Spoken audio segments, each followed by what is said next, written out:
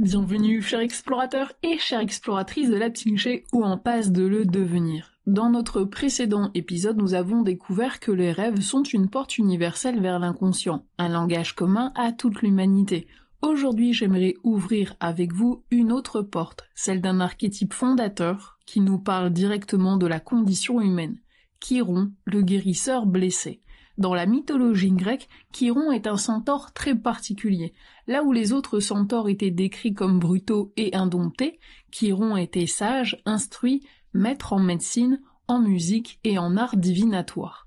Mais sa destinée a basculé lorsqu'il fut blessé par une flèche empoisonnée.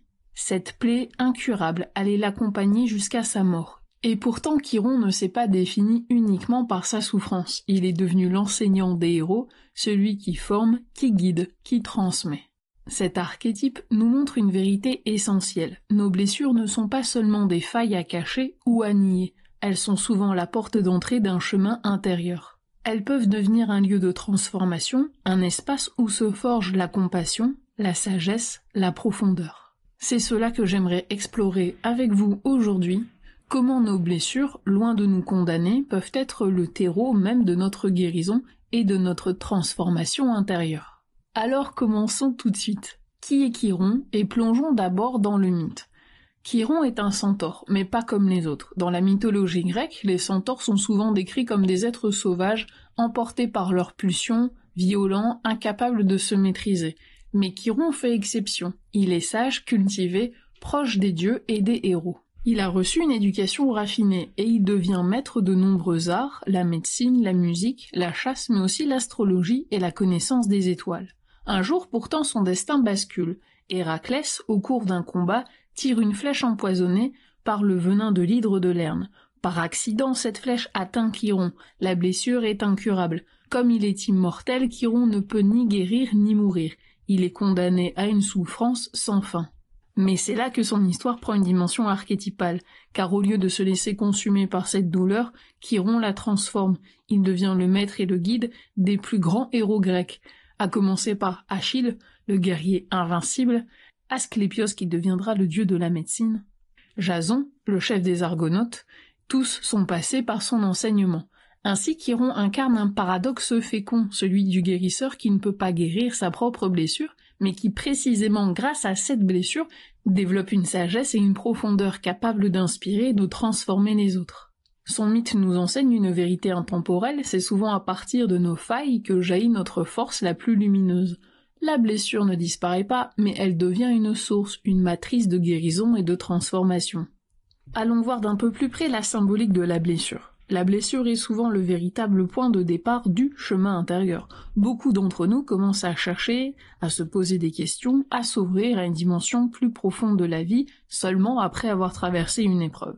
Ce peut être une maladie, une perte, une rupture, une dépression, quelque chose qui vient fissurer l'image que nous avions de nous-mêmes et du monde. La blessure n'est pas seulement une faille à combler, elle ouvre un espace, comme une brèche dans nos défenses, une fissure par laquelle une autre dimension peut entrer.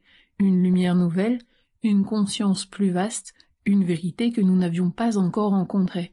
C'est exactement ce que symbolise Chiron, sa blessure est inguérissable, mais c'est à partir d'elle qu'il devient un maître, un guide, un transmetteur.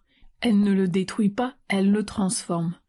Chez Carl Gustav Jung, cette idée résonne avec l'archétype du guérisseur blessé. Jung avait observé que, souvent, ceux qui deviennent thérapeutes, accompagnants, soignants, ne le sont pas par hasard. Ils portent en eux une blessure.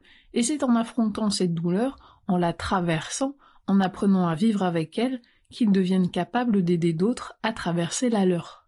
La blessure vécue, assumée, intégrée, n'est plus seulement une souffrance, elle devient une source d'humanité, de compassion, de reliance et de profondeur. Elle rend l'autre capable de dire « je comprends ce que tu vis, car moi aussi j'ai traversé quelque chose de semblable ». C'est peut-être là le cœur du paradoxe de Chiron.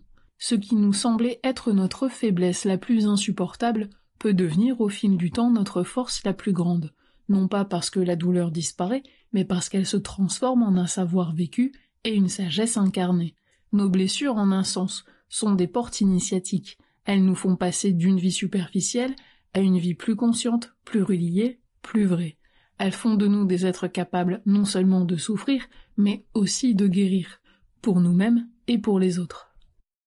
Dans la pratique thérapeutique, on observe souvent que c'est une souffrance qui pousse à commencer un travail intérieur. Rarement quelqu'un consulte parce que tout va bien.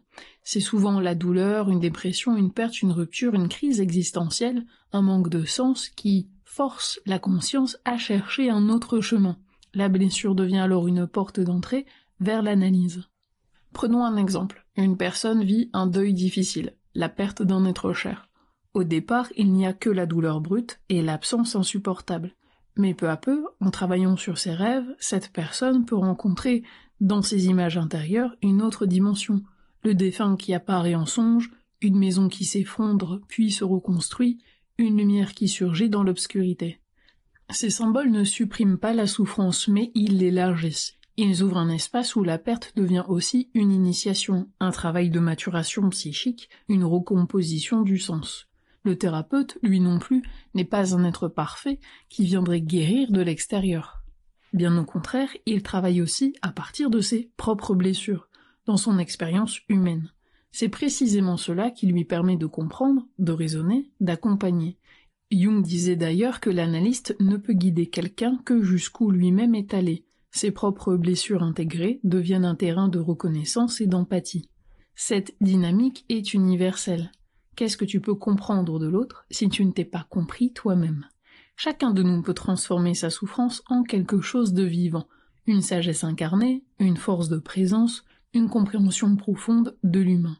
Ce n'est pas un savoir théorique ni une recette apprise dans un livre, c'est une vérité vécue dans la chair, dans le cœur, dans l'esprit et dans l'âme. Voilà pourquoi le mythe de Chiron reste si actuel. Il nous rappelle que nos blessures, si nous les affrontons, peuvent devenir un lieu de passage, un espace de guérison qui dépasse notre seule histoire personnelle. Et que ce lieu de fragilité peut naître une force capable d'aider d'autres en chemin. Dans le mythe, Chiron ne guérit jamais, sa blessure demeure jusqu'à la fin de son existence. Elle est inguérissable, inscrite dans sa chair comme une marque indélébile. Et c'est justement ce détail qui rend son histoire si particulière. Car nous aussi, nous portons parfois des blessures qui ne disparaissent pas. Il y a des douleurs, des cicatrices, des manques qui resteront toujours en nous. Vouloir les effacer totalement serait une illusion. Mais ce qui peut changer, c'est la manière dont nous les portons. Chiron, bien qu'immortel en vain, a imploré la mort. Les dieux finirent par l'exaucer, après qu'il eut consenti à transmettre son immortalité à Prométhée. En hommage à sa sagesse et à sa souffrance, Zeus éleva Chiron dans le ciel, sous la forme de la constellation du Centaure, que certains identifient aussi au Sagittaire. La souffrance, quand elle est intégrée, devient partie d'un destin. Elle cesse d'être seulement une malédiction pour se transformer en passage initiatique. Elle nous fait traverser un seuil, celui qui nous conduit d'une vie superficielle, où l'on cherche à éviter la douleur, vers une vie plus profonde où l'on accepte que la vulnérabilité fait partie de l'existence. Et c'est là que réside le paradoxe fécond de Chiron. C'est justement parce que nous avons été touchés que nous devenons capables de toucher les autres. Parce que nous avons souffert, nous pouvons comprendre la souffrance de l'autre et l'accompagner avec justesse. Parce que nous avons connu l'impuissance, nous apprenons à offrir non pas des solutions toutes faites, mais une présence, une compassion, une compréhension vraie. La blessure ne disparaît pas, mais elle devient créatrice. Elle se transforme en un lieu de passage, en seuil vers plus d'humanité. Comme Chiron, nous pouvons porter nos blessures comme une marque douloureuse mais féconde. Elle nous relie aux autres et nous rend plus sensibles, plus vrais, plus vivants. C'est peut-être cela au fond, le cœur de la guérison. Non pas effacer la douleur, mais la transformer en force, en sagesse, en ouverture. En suivant le mythe de Chiron, nous découvrons que nos blessures ne sont pas seulement des obstacles à éliminer. Elles peuvent devenir des portes vers une recomposition du sens. Comme lui, nous pouvons apprendre à transformer la douleur en savoir, en compassion et en force de vie.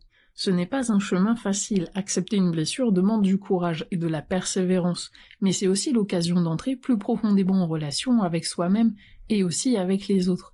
Nos fragilités, loin de nous condamner, peuvent devenir les lieux mêmes d'où naît notre humanité la plus vraie.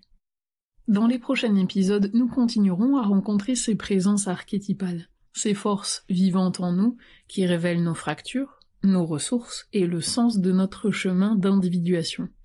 Je te remercie pour ton écoute, pour ta présence. On se dit à très bientôt, et n'oublie pas, raconte-moi tes rêves, et je te dirai qui tu es.